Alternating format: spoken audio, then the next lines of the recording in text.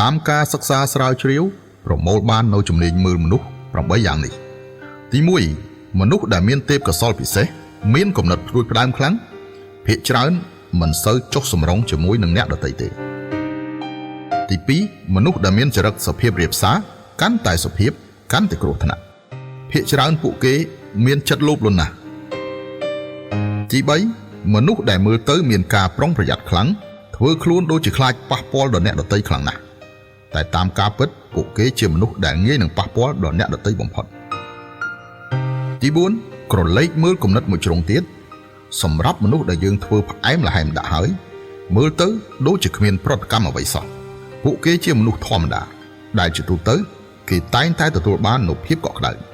ប៉ុន្តែសម្រាប់អ្នកដែលមានប្រតិកម្មខ្លាំងវិញនោះក្នុងជីវិតរបស់ពួកគេប្រកបជាមានទុក្ខលំបាក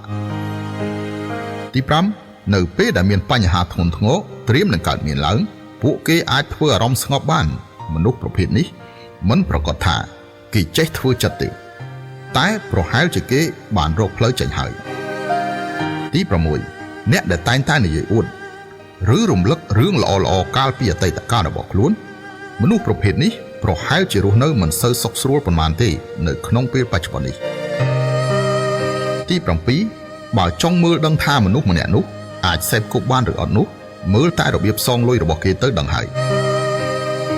ទី8សម្រាប់មិត្តភ័ក្តិដែលខានតាក់ទងគ្នាយូរសុកស្រាប់តែមកខ្ចីលុយយើងបែបនេះកុំឲ្យខ្ចីអសោះ 80% គឺពួកគេបានខ្ចីពីអ្នកជុំវិញខ្លួនអស់ទៅហើយទើបមករកខ្ចីយើងកុំទាន់ជំទាស់នឹងខ្ញុំសូមសង្កេតមើលទាំងអស់គ្នាសិនមើល